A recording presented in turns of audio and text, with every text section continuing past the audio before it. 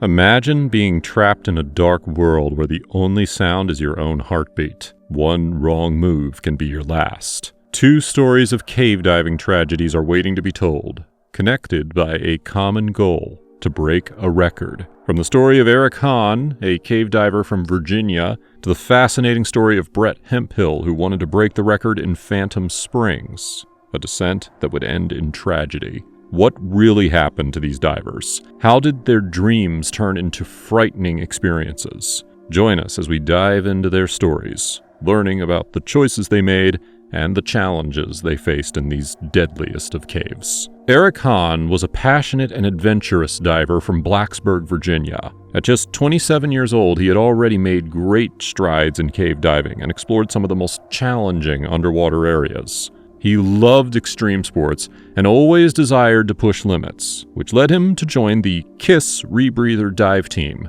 where he helped with important dives and research in the Roaring River cave system. Eric was well liked by his teammates for his skills, friendly smile, and positive attitude, leaving a lasting impression on everyone who knew him. But what happened in those depths that changed everything? The Roaring River cave system in Missouri in the USA is part of Roaring River State Park, a remarkable natural wonder shaped over millions of years by water erosion, showcasing the region's geological history. The Roaring River cave system has a history of tragic accidents, including fatalities from its narrow passages and strong currents. Closed to the public in the 1960s, it reopened in the 1980s, attracting explorers like Eric Hahn, who was drawn to its hidden beauty despite the dangers. Eric and his diving team had explored the Roaring River cave system many times before, but this time, they aimed to break depth records. Their experience in the cave's twists and turns gave them confidence as they got ready for their dive. The Roaring River cave system was explored to a depth of 225 feet, setting a world record for the deepest cave dive at that time. In November of 2021, a dive reached 472 feet, establishing a new record for the deepest explored spring in the United States. Just to break this record, Eric Hahn and his diving team aimed to push beyond the 500-foot mark. Their goal was to push past this limit and explore even deeper sections of the cave that had remained untouched. They prepared carefully for their upcoming dive by setting up dive tanks and thoroughly checking all their gear to ensure that everything was in working order. They planned their route in detail, placing at least 15 backup tanks at different depths along the way for safety. The team also had safety divers on standby, ready to assist if needed. Before the dive, they reviewed their procedures to make sure that everyone was clear on their roles. The dive wasn't only for the love of exploration, it was also driven by a passion for animal study, as Eric stated in one of his interviews that the team has planned to collect cave-dwelling creatures to learn more about how they live and their ecosystems. By studying these animals' remains, they hope to understand more about biodiversity and help with conservation. On the morning of October 14th, 2022, Eric and his team arrived at the cave entrance. They were filled with excitement and ready for the task. Eric and his dive partner were tasked with clipping a total of 7 tanks onto the guideline at 2 different depths. After carefully checking their equipment to ensure that everything was in working order, they took a deep breath and they entered the water. The cool water surrounded them as they adjusted their equipment and started to go down. Above them, the topside manager recorded their start time at exactly 11:12 a.m. With a final nod to each other, Eric and his partner began their dive, focused on their task. Both of them descended slowly and carefully to a depth of 21 meters. The water around them was calm, and they maintained a steady pace, ensuring their equipment was secure. Once they reached the designated depth, they clipped 4 of the staging tanks to the guideline, making sure that each one was firmly in place for the next divers. After completing this task, they began their ascent, moving to a slightly shallower depth without surfacing. This approach allowed them to stay focused and efficient. As they floated at the new depth, they took a moment to check their gear, and they signaled each other before preparing for their next step. After securing the first 4 tanks, they moved carefully, aware of their surroundings as they went deeper. Upon reaching 55 meters, they spotted another pair of divers ascending toward the surface. The 2 teams exchanged nods of acknowledgement, recognizing the effort that each was putting into the dive. When they reached the 57-meter mark, Eric and his partner started to secure the last 3 staging tanks to the guideline, making sure that everything was attached correctly. After checking that their gear was ready, they signaled to each other and they began their ascent toward the surface. They concentrated on swimming at a steady pace while keeping an eye on their depth gauges, which are devices that show how deep they were underwater. This helped them ensure that they were rising safely and not going too fast. It was about 5 minutes into their ascent when, at around 11:25, Eric's partner suddenly felt a bump. He quickly turned to see Eric shoot straight up, hitting the cave ceiling. Fear rushed through him as he couldn't understand what was happening. Without thinking, he reached out for Eric and called to him through their communication devices, but it was too late. Eric had already hit his head on the rocky ceiling. Panic set in as his dive partner realized that this could now become a serious safety issue for Eric. He noticed Eric's condition and could feel his panic. Eric was clearly trying to remove his rebreather mouthpiece, likely due to confusion and fear from the impact. The shock of hitting the ceiling had overwhelmed him, making it hard for him to think clearly. Realizing the urgency, the diving partner grabbed Eric's bailout regulator and tried to put it in his mouth, but Eric kept spitting it out. At that moment, he went into a full-on seizure, likely triggered by a lack of oxygen or the shock from hitting the ceiling. Seizures underwater can result from hyperventilation, panic, or cold water. The partner knew that he had to act fast to stabilize Eric and get him the help he needed. When Eric became unresponsive, his partner panicked,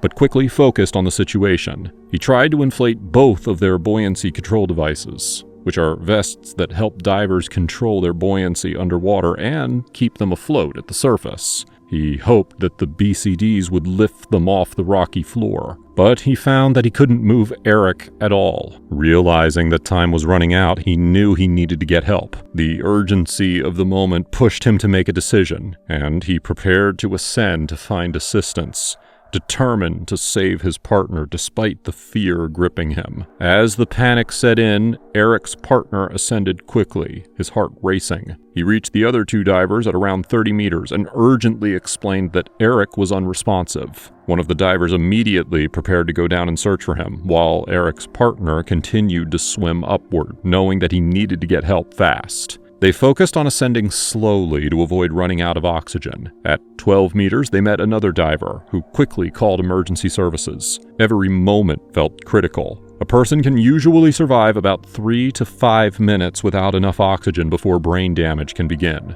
With Eric unresponsive, he was not able to breathe properly, and time was running out. As they waited for assistance, the team hoped that Eric's condition hadn't worsened too much, knowing that getting him to the surface quickly could make all the difference. He swam back down into the cave, meeting the other diver at 40 meters. They felt the strong currents pushing against them, making it hard to move. Despite their efforts, they couldn't find Eric. The powerful water flow made searching very difficult, as if it kept pulling them off course. Knowing that they had to be careful, both divers decided to complete their overdue compression stops in order to stay safe. If they ascend too quickly, they could get decompression sickness, which happens when nitrogen bubbles form in the body. After carefully stopping at the right depths, they finally made it to the surface, feeling heavy with sadness over what had happened. The strong currents had turned their dive from an exploration into a challenging fight for safety.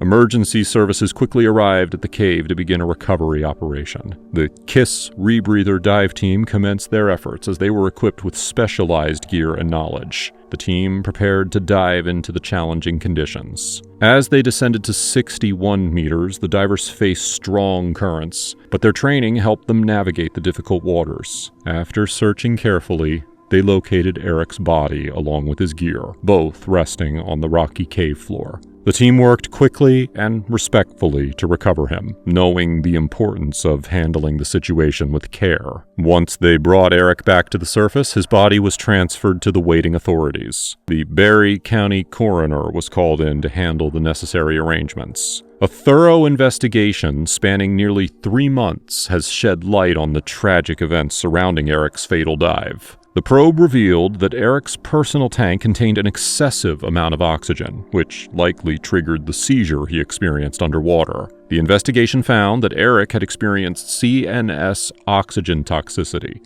where high oxygen pressure creates harmful free radicals that damage the central nervous system. This, along with narcosis impairing his judgment, likely caused the convulsions and seizures that led to his death. Even with careful planning and safety measures, accidents can still occur, and their effects can be serious. As everyone grieves the loss of a skilled and devoted diver, they also recognize the need to learn from this tragedy. By doing so, they hope to prevent similar accidents in the future. Now, while everyone grieved for Eric and reflected on the lessons learned, another diver was preparing on his own risky adventure. This brings us to the tragic story of an experienced diver in the depths of Phantom Springs. Brett Hempill was a well-known cave diver and explorer. Born in 1967 in Cocoa Beach, Florida, he developed a love for adventure early on, inspired by the diverse environments around him. At just 14, he experienced the thrill of exploring a cave,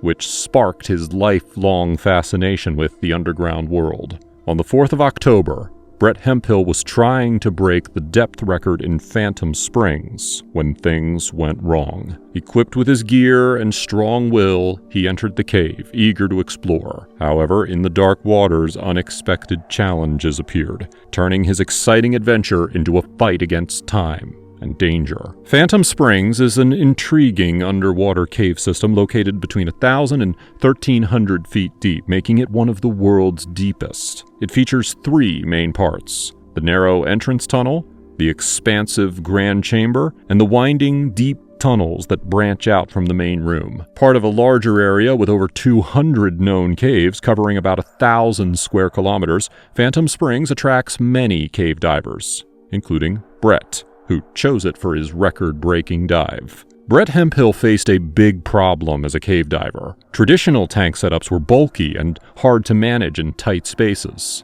After getting his scuba certification in Michigan, he quickly realized that these setups could be dangerous in caves. Wanting to make diving safer and easier, Brett started creating new, streamlined tank designs. His innovations allowed divers to move more freely and reduce the risk of getting stuck. Brett's work changed the way people dive in caves, inspiring others to find better solutions for challenging underwater environments. On the day of the incident, Brett Hempill was fully prepared for his record-breaking dive in Phantom Springs. As an expert diver with over 30 years of experience, he understood the inherent risks of exploring such a challenging underwater cave system. Brett planned every detail of his dive, ensuring that he had the right equipment and gas mixtures for the depth he intended to reach. He aimed to explore an area that many divers had attempted, but few had succeeded in navigating. This location was known for its stunning underwater formations and the potential for new discoveries,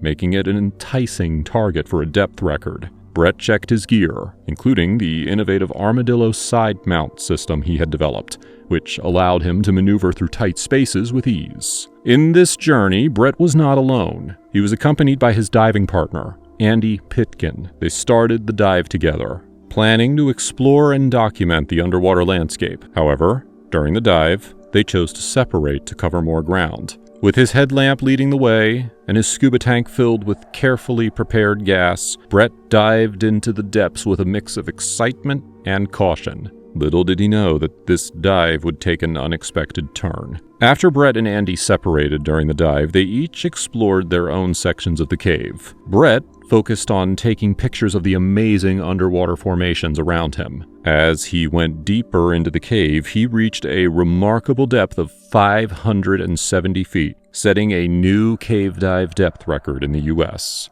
As Brett began his ascent and followed his planned decompression steps, he noticed that Andy was not behind him. He expected to see Andy's light shining through the water, but time went by without any sign of his partner. Concern grew as he looked back and saw the guide rope hanging loose. This rope was meant to keep them connected and help them navigate the cave, but now he realized he had lost it. Remembering the safety rules that they had talked about, Brett thought carefully about what to do next. He tried to swim upward again, but the strong water flow and darkness made it hard to see where he was going. Meanwhile, Andy floated higher in the water, anxiously searching for any sign of Brett. He hoped to feel a tug on the rope that would confirm his friend was safe and still moving. Cave divers often use this method to communicate, pulling on the rope slightly to signal to their partners. However, when the rope remained slack and there was no sign of Brett, panic began to creep in. Realizing that something was wrong, Andy knew he had to act quickly. At first, Andy thought about swimming deeper into the cave to search for Brett. However, he quickly realized that reaching the main chamber would take too much time.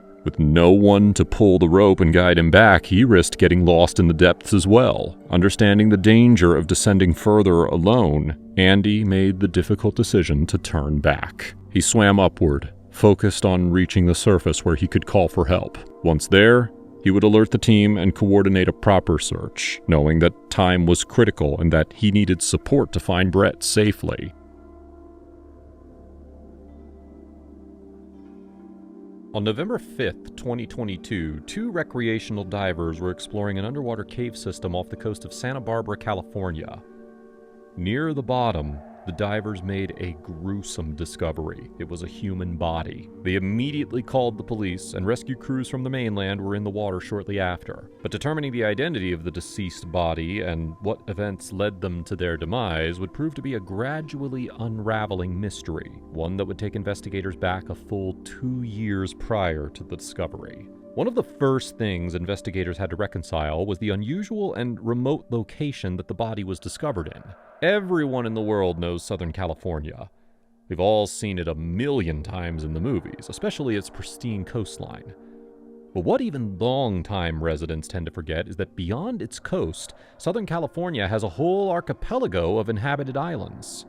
There are 8 in total. They cover an area of roughly 350 square miles in the Pacific Ocean, and about 4,600 people live on them, mostly in the small city of Avalon on Santa Catalina Island near Los Angeles. The largest island is Santa Cruz Island at just under 100 square miles. Despite being the largest, however, a government census conducted in the year 2000 found that the total population of Santa Cruz Island was, wait for it, 2. Just 2 people. For comparison, that means that nearby Los Angeles has more than 400,000 times as many people per square mile as Santa Cruz Island. When they made their grim discovery, the pair of recreational divers had been exploring the waters along the coast of Santa Cruz Island, thereby, you could say, temporarily doubling the population. They found the body in the furthest recesses of Painted Cave, one of the largest and most colorful sea caves in the world. It extends a full quarter-mile into the underbelly of the island. The ceiling is so high that fairly large boats are able to sail in to allow passengers to admire the colorful walls. However, traveling by boat is the only way you can reach Painted Cave. This makes it a remote point on an already somewhat remote and barely inhabited island. It might be fairly surprising to find even a living person out here, let alone an unidentified dead one. Who was this mysterious underwater victim, and how did they end up there of all places? 2 years earlier, in November of 2020, a 31-year-old man from Ventura County, California had taken a 20-foot boat out to Painted Cave in order to go lobster diving. His name was Ryder Sturt. Sturt brought a diving companion along with him. In addition to diving for lobster, the pair were probably aiming to enjoy some underwater exploration and take some photos. Sturt was a fan of capturing underwater footage from his dives and sharing it with his friends on social media. He had posted underwater footage taken from another island near Santa Cruz Island as recently as late October of 2020. The post featured a starfish he found, and the caption made a joke about the starfish potentially spreading COVID. According to Sturt's diving partner, who ended up calling the authorities around 6:45 p.m. that day, Sturt never resurfaced and was nowhere to be found. An extensive search mission was launched. For weeks following Ryder Sturt's disappearance, the Santa Barbara County Sheriff's Office and the United States Coast Guard used trained divers, boats, and helicopters to try to locate the missing man, but with no luck. Eventually, teams from Ventura and Los Angeles also joined. But even with the search area cordoned off by Coast Guard personnel and dozens looking high and low, there was no sign of him. The search was eventually called off.